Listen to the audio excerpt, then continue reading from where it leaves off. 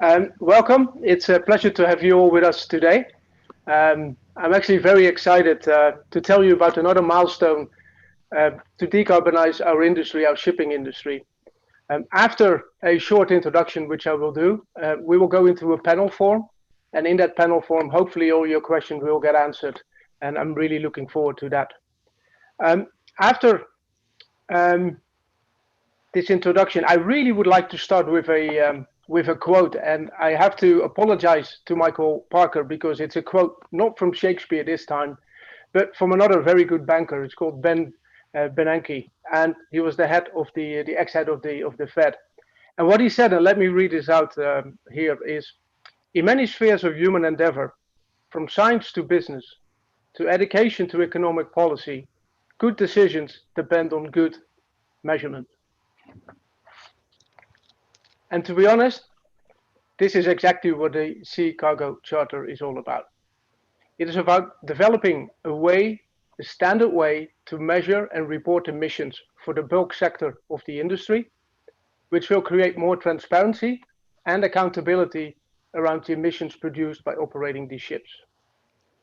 In a way, the Sea Cargo Charter is a logical step in decarbonization of society, which is very much linked to the IMO, the ambitions that we all know, the 2030 targets, the 2050 targets, and also very much built on the Poseidon Principles, which were launched earlier. The Poseidon Principles are really looking at the asset side and the financing side and really give a good transparency there. This initiative is coming in from the other side and really shows the transparency around operating these assets. When I was asked about a year ago to lead this initiative, and that was actually during the Singapore event, it was very easy for me to accept it because it's something that is close to my heart and close to the company that I'm working for. What I did not know at the time, though, is that we would not be launching this in person in London. I also did not realize that the majority of the interactions with the drafting committee and all the other people in the industry was actually taking place virtually. I think looking back at that and the fact that we are here today, being able to launch these principles shows the importance of the topic to the industry, but also very much shows the dedication, I think, of the team that has been working on. So therefore, I would like to thank my fellow drafting committee members, and you will see the list of people later on, all the supporting institutes, UMass, Smart Freight Center, and a couple more. The Global Maritime Forum for freeing up budget and resources to lead this initiative, and all the other stakeholders in the industry that have given feedback along the way. I would like to stress that this today is just a starting point. The Sea Cargo Charter is owned by the signatories and actually will evolve over time. So it is really a starting point. So with that, I would like to hand it over to Johanna.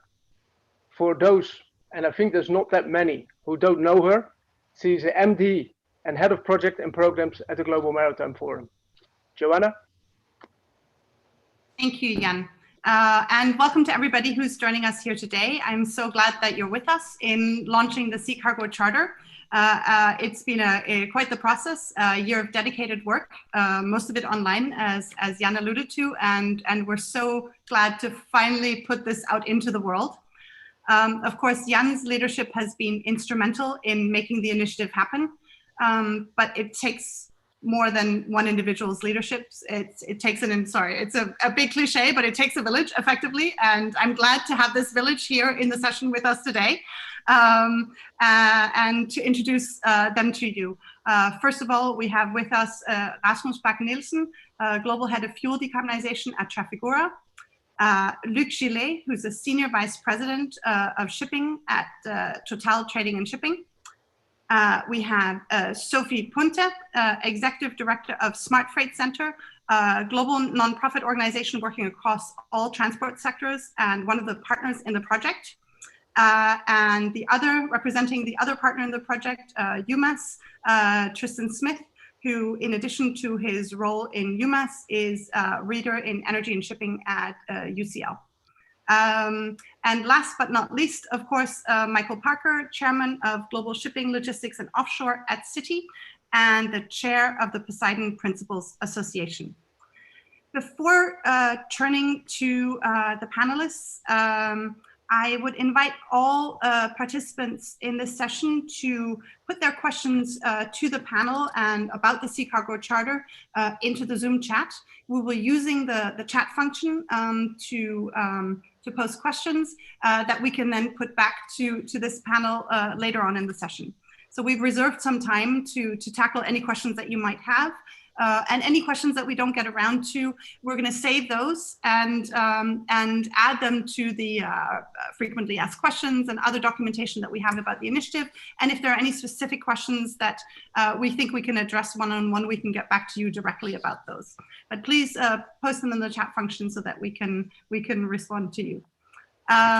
Without further ado, I'm going to kick things off with Rasmus.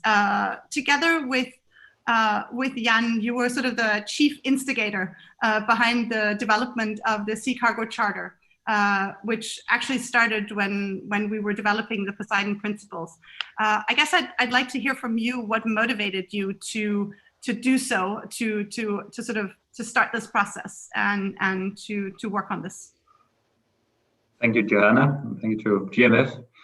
First of all, I think it's a very exciting day where GMF manifests itself as truly global leading shipping forum. So congratulations for that. 2 years ago in Hong Kong, the banks, they launched the Poseidon Principles.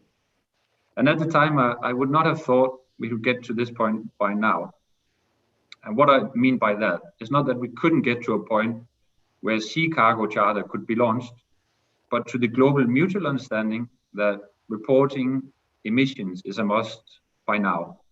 So that's the first big step. What has inspired us is the fact that we, as a quite significant charter, we haven't had access to emissions over time. And having clear and stringent access to that, of course, is critical. Going back to the banks and the Poseidon Principles, as well as many others, how do you measure what is efficient and what isn't?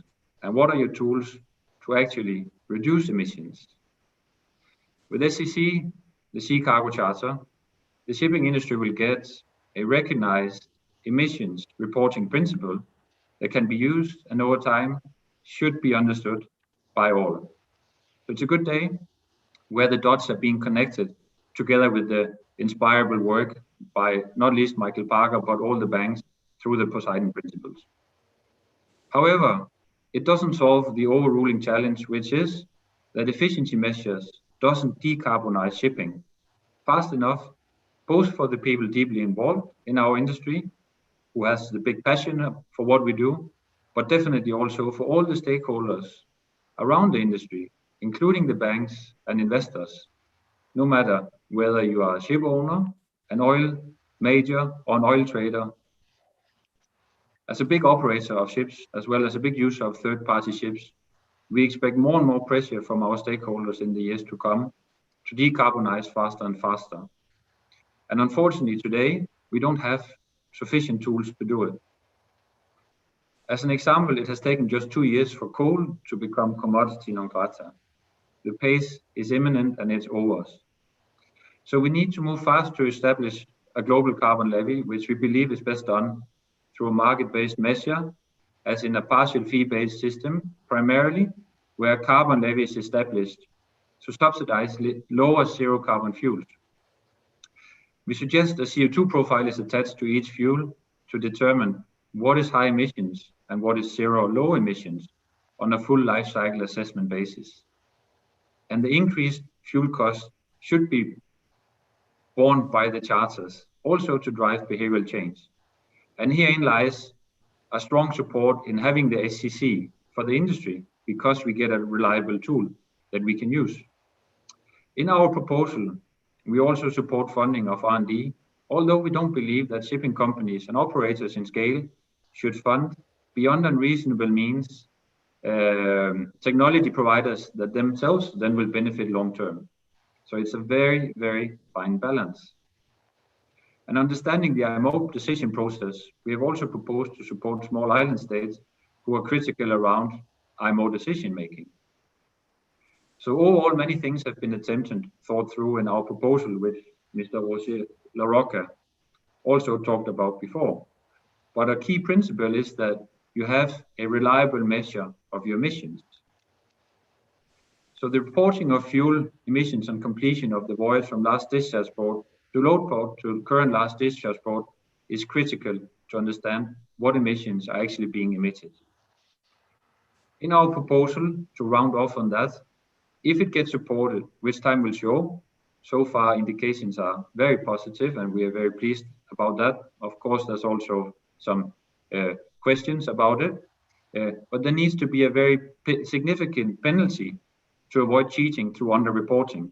And it's a challenge we have an industry will have in general terms around the SEC, because there's certain reliability on the owners. So we need certain mechanics undefined today to be put in place over time.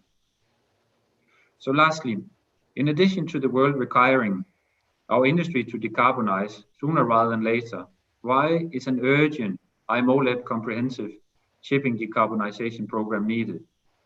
It's very clear. If regional measures, which we embrace, however, only on a global basis, we embrace global measures, not regional measures, but if regional measures are implemented, it becomes a lot harder for the IMO to implement a global system, which for reporting, including what we are talking about here, transparency and financial reasons will be critical to rapidly incentivize the implementation of zero low carbon ships. So again, the SEC can play a critical role also to support the IMO. And not acting is not really an option.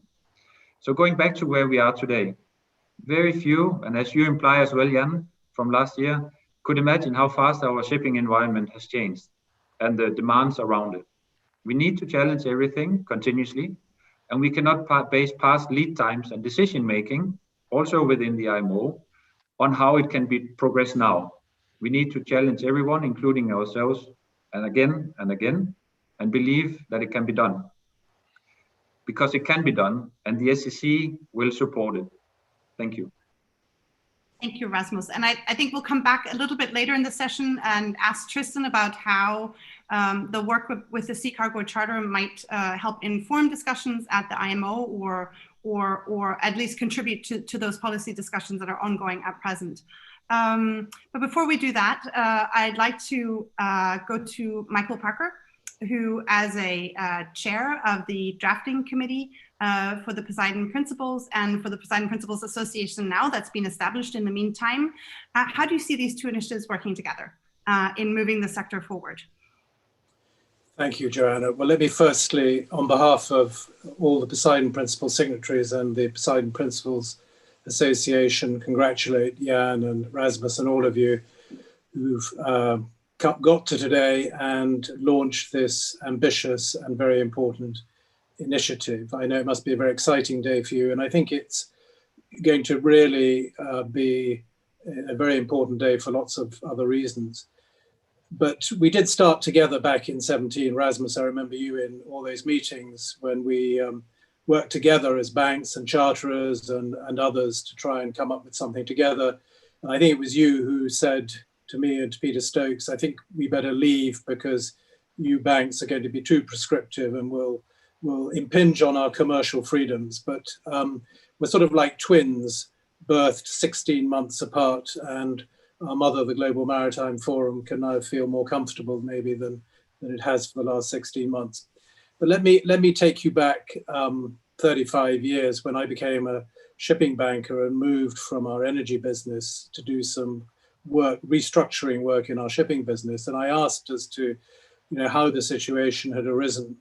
I was told that shipping crisis in the mid-80s was one of oversupply and too much money, and was the worst crisis and would never happen again. Well, of course, we all know that it has happened again more than once, and particularly severely post the financial crisis. Let me take you back even further than that, to 60 plus years ago, when I asked about how shipping finance came into being, and there had been no shipping finance really until post-war.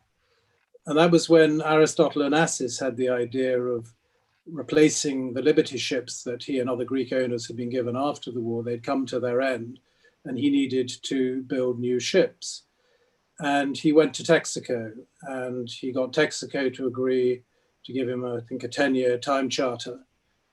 And he took that draft document to Walter Wriston at Citi and David Rockefeller at Chase Manhattan and said, will you finance some ships if I have them chartered by Texaco? And that's how modern shipping finance was born, against the cargo-backed cash flow, if you like, that banks finance ships.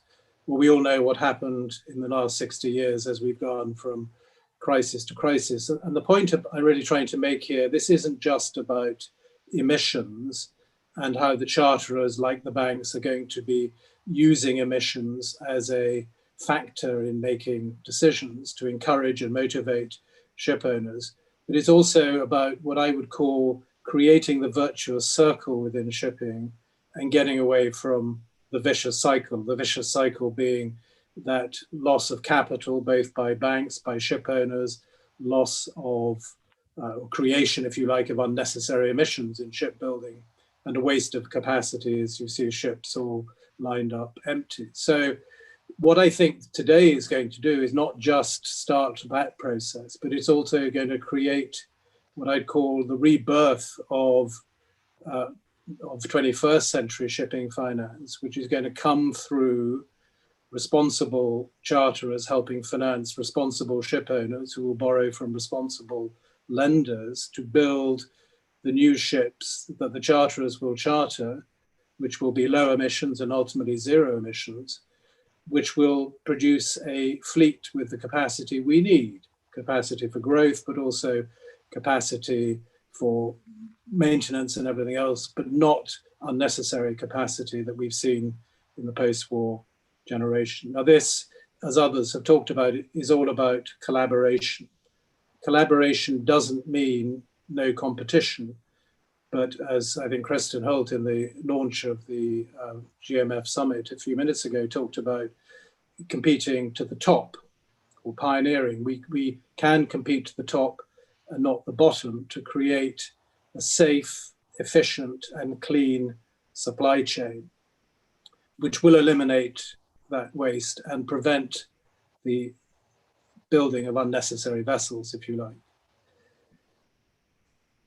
Now, I think I congratulate the charterers for this launch. We had a very exciting day in June last year when we launched the Poseidon Principles.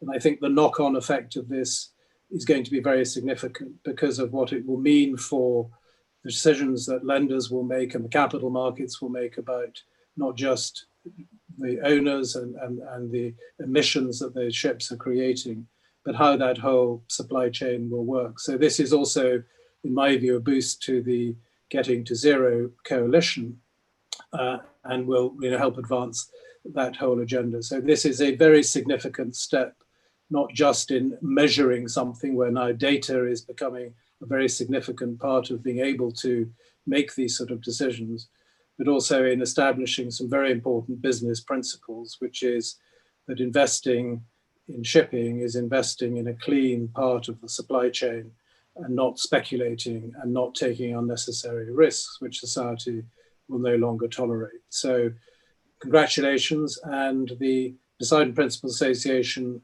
banks and signatories really look forward to working with the sea cargo charterers to make the world a cleaner place for the maritime sector. Thank you, Michael. And yes, we do recall fondly that that launch of the Poseidon Principles last year and the celebration that we had in that conjunction. I think one of the things that was really interesting and that we've seen over the past year is the discussions in amongst the signatories to the Poseidon Principles about how the information that is being collected and the understanding of the portfolios, this new level of transparency also helps inform decision making. And I guess with that, I'd like to ask Luc, your sector represents such a substantial portion of maritime transport. What impact would you expect the Sea Cargo Charter to have on your business and on decision making going forward? Thank you, Joanna. Just a few words to explain why we are pleased to be here today to support the launch of the Sea Cargo Charter. In total, as a group, we share the ambition to get to net zero emission by 2050, together with society, for global operation and energy product use by our customers. As a broad energy company, we are already actively working and we encourage our customers on improving the environmental footprint of the maritime industry by developing, for example, cleaner fuels like LNG or biofuel, but also battery solutions for hybrid vessels or new lubricants, for instance. And we are also a large charterer of crude carriers and product vessels, and we are highly committed to the global challenge of reducing the carbon footprint of our shipping activity. To this end, Total is participating into several coalitions of the shipping sector. In June this year, we joined the Getting to Zero coalition to support the drive toward a zero carbon shipping industry. Total is aiding the coalition's efforts by sharing expertise, notably in priority areas for research like fuels, marine lubricant, and zero emission technologies for shipping vessels. We also participate in the coalition for the energy of the future, and we are active in several research and development programs on new shipping technologies and advanced propulsion systems. By becoming today a founding member of the SCC, we reaffirm our support to the maritime sector. In practical terms, what does it mean for us?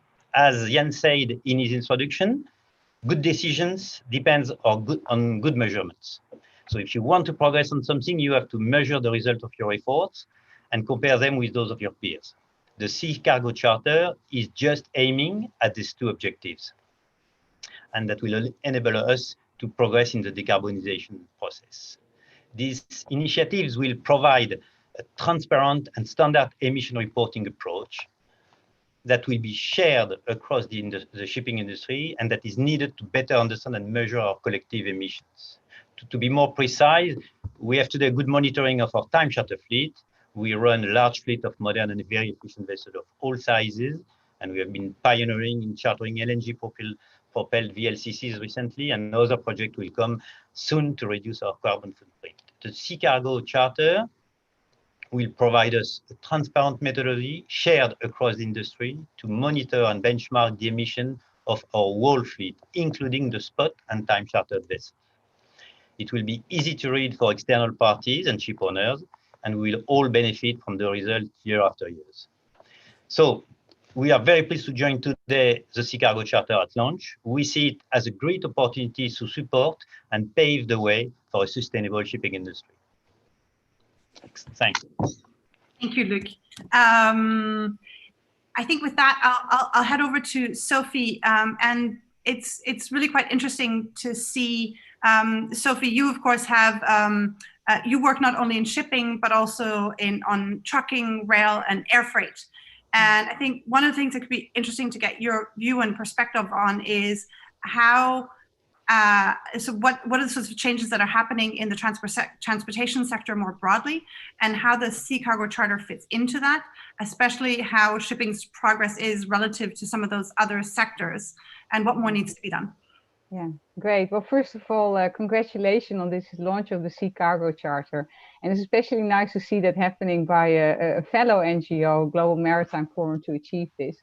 I wanted to give a little bit of a context. The freight sector globally contributes to 3 billion tons of CO2 in 2015, according to the International Transport Forum. And this amount is set to grow to more than 6 billion tons in 2050, meaning a doubling of freight emissions.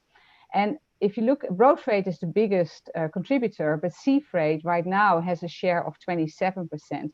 However, when we look at 2050, we see that this share is going to grow to 34%. So it's important to know that sea freight within freight transportation is the faster growing segment. Second, of course, then we also see that sea freight is a major contributor to sulfur and other air pollutants. So there's more than just greenhouse reasons to look at this sector. But sea is part of a global freight supply chain that covers many modes. It's not just sea, but also air, road, rail, inland waterways, and of course the logistics sites like airports and ports and warehouses in between. So what will be really key is to in such a multimodal supply chain to harmonize efforts to report and reduce emissions. Because many of the customers, whether big multinationals or government themselves, who also have are customers of freight, they will want to reduce their emissions across the global supply chain, including sea freight, but not only.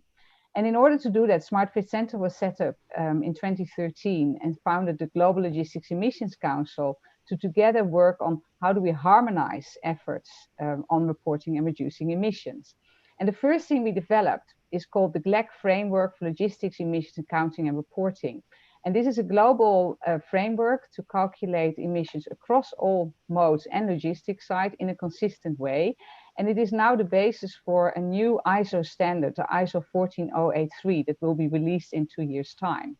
Secondly, we then have target setting. So in addition, with the GLEC, we provided input into the Science-Based Targets Initiative's development of guidelines for the transport sector to also make sure that the target setting process is done the same way across all these modes. And thirdly, is then about the reduction efforts. And I want to give one specific example. If we're looking at fuels, you will see that the need for the use of biofuels and hydrogen, LNG and others, all these fuels are going to be considered for not only sea, but also for air and for road. And it's really important that we work out together where are those fuels best used. For example, if you're looking at urban freight, it almost makes no sense anymore to use biofuels because we can move to electric vans, whereas for ships and for planes, those alternatives are less available. So you might want to move biofuels more to those segments that have less alternatives available. Now then, when we actually go to tackling this whole challenge of freight and decarbonization, the question is often asked, how do you eat an elephant? And people say, take one bite at a time. However, we don't have time. We have maximum 7 to 10 years. And so we need to take many bites at the same time. And here's where I really think Global Maritime Forum, Johanna, you've done a fantastic job in focusing on the bulk shipping sector and bringing together 17 signatories on board so far to take the step of saying, let's at least agree on one way of calculating reporting emissions for bulk shipping so that we together have the same benchmark or the same data in order to take action. And what we see then is that the same companies that are leaders within your initiatives have also been working with Smart Freight Center.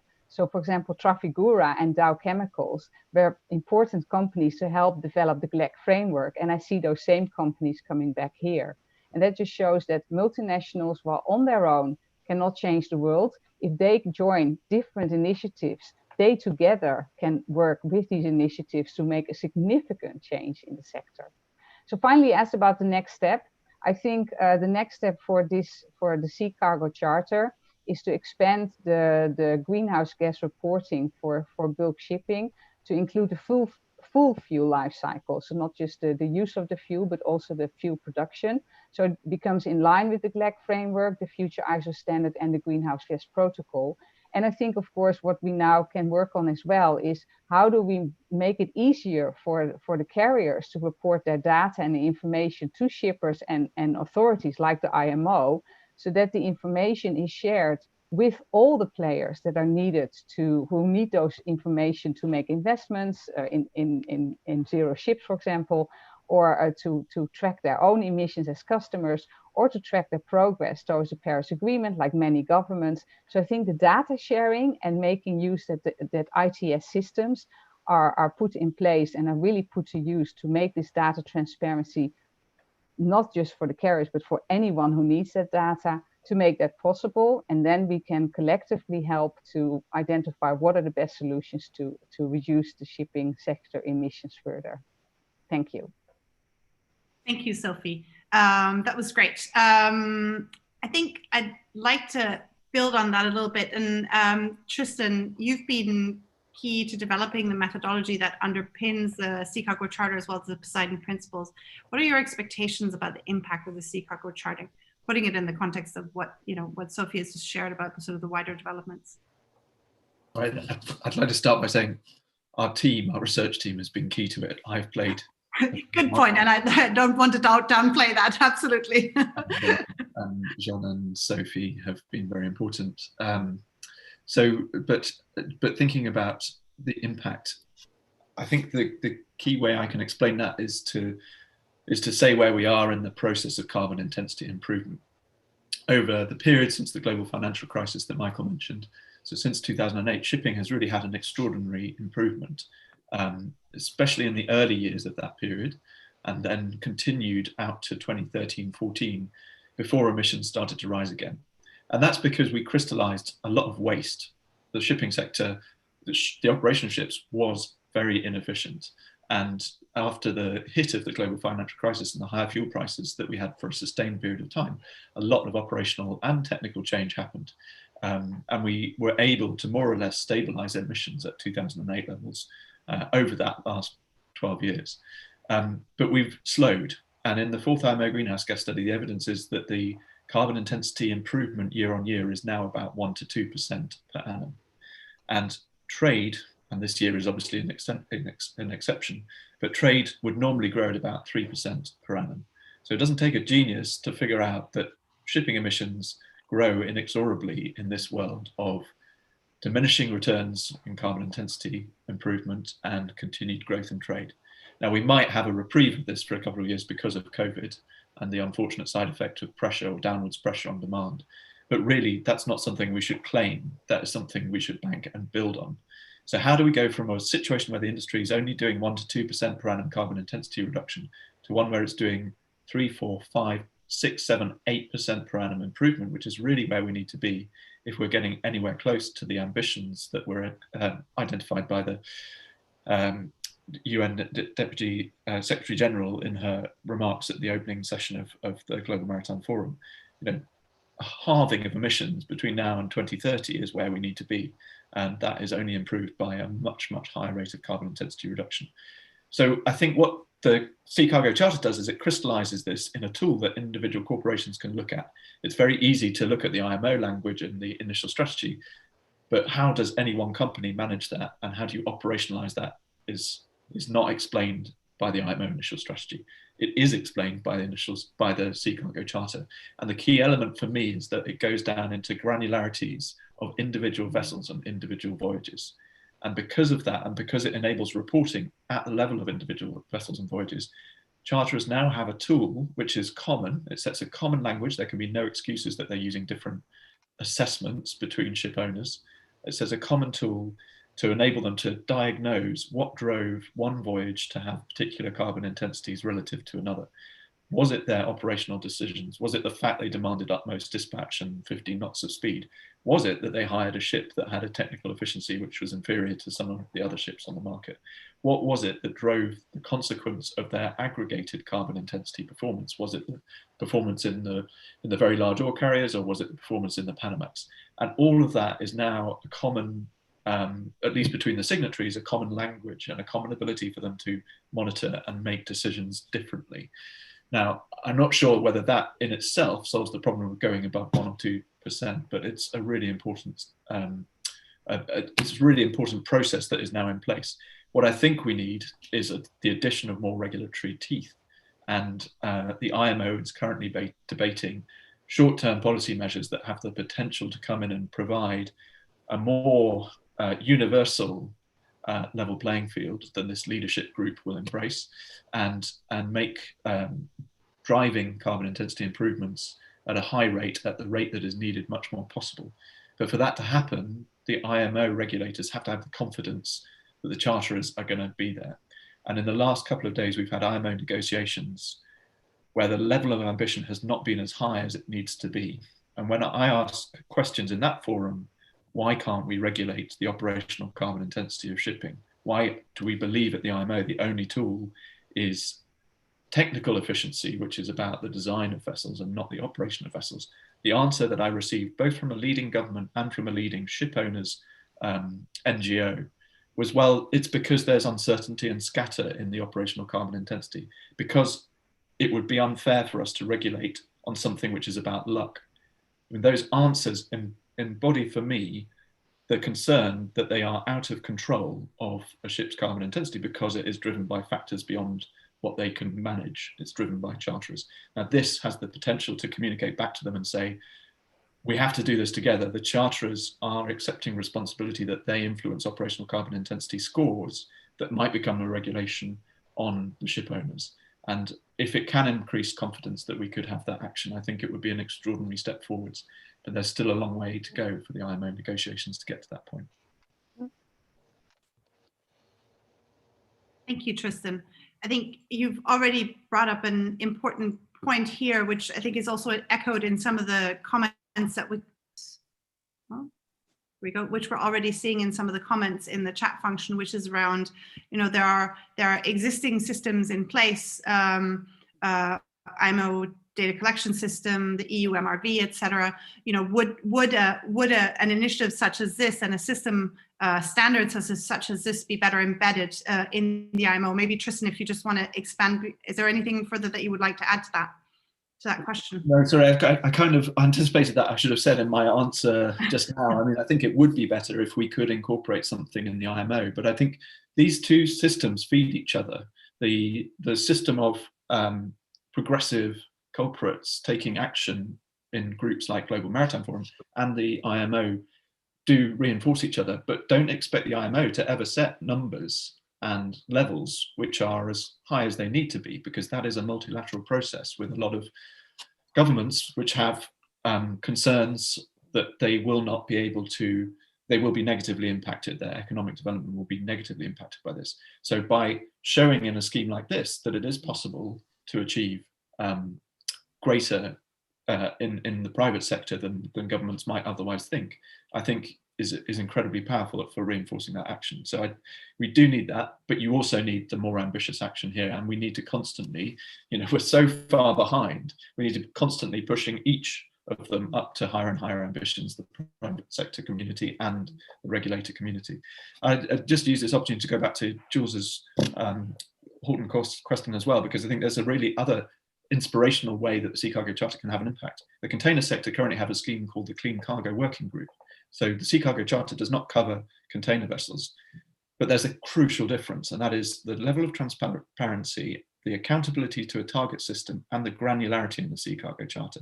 None of those features are represented in the Clean Cargo Working Group. So the container sector is now behind the bulk sector in having a private sector initiative that is effective. And I think hopefully this can inspire that group, or it can spawn a new group that can push the container sectors to the much higher standards that they need to be at than they are today. Well, that will certainly be a relevant topic for discussion over the coming days in the virtual high-level meeting. So I look forward to bringing that up where relevant as a suggestion. Another question or a comment that's come into the section is about the role of ship owners in these discussions. And Jan, I thought this might be a good topic for you to speak to. Yeah, well, thanks for that. And I think it's a good question. And if you look at the drafting group, we actually had quite a lot of representation from the owning side, because we didn't want to do this just on a standalone basis. So what is really asked from the owner in this respect, or at least the one that is converting the time charter into a voyage charter, is make the information available around these voyages, because that is key for this to become a success.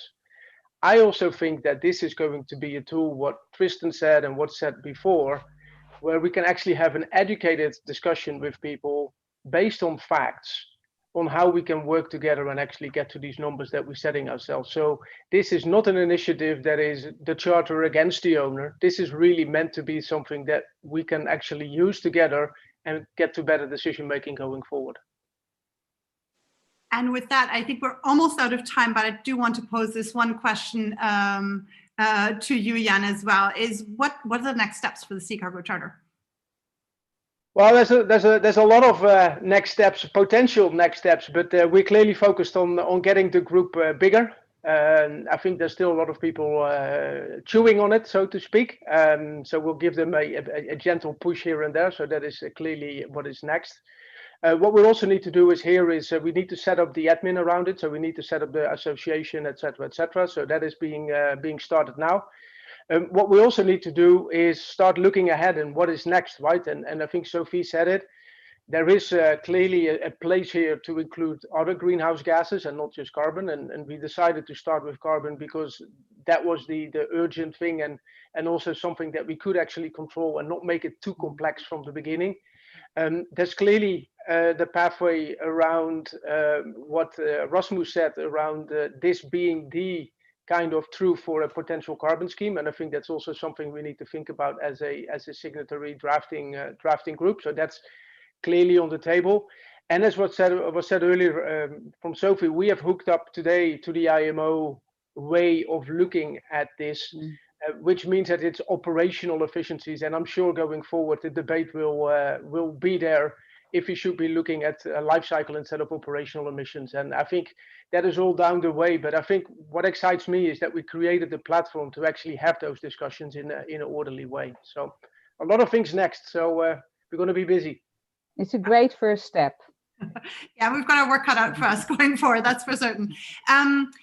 We're sort of approaching the end, and before I hand it back to you, Jan, I would like to thank all the panelists here. We're going to take all the questions and comments from the chat function and make sure that we make answers to those available on the website of the Sea Cargo Charter. We're also, obviously, please do not hesitate to get in touch with us at the Global Maritime Forum. We can act as a conduit for some of the questions to others that were here on the panel today, as well as other signatories. With that, I guess I'd like to hand it back to you, Jan, and others who've participated in this session, especially each of the sort of 17 signatories to the Sea Cargo Charter. Yeah, well, thanks for that. And it's not an awful lot I have to add to what you just said. So I would really like to thank everyone for joining. It's great to see that there's a lot of interest in the topic. I would also like to thank the people that have been working on this very diligently. As I said earlier, and I think this comes up back and again, is this is a starting point, right? We're starting to come up with a sound foundation, and this is not the end. So I am seeing a future where this is going to be a lot bigger initiative in terms of support, but also in terms of impact. So I think that is a big thing for me as well. Last, I would say, I think as an industry, we have a unique opportunity here to actually take a leading role. And this is an industry that is not known to be very progressive and not leading in some of these difficult topics. And I think we really have a opportunity here to take the lead and to do shine in front of other industries and society and make this a very exciting place to work. So I think that is also something that excites me. So very last point is, and I touched on it earlier, for those who have not signed up, please contact us so we can help you speed it up because we clearly need to get going because time is ticking. Thank you, everyone. Have a safe end of the day, and I hope to see you in person soon.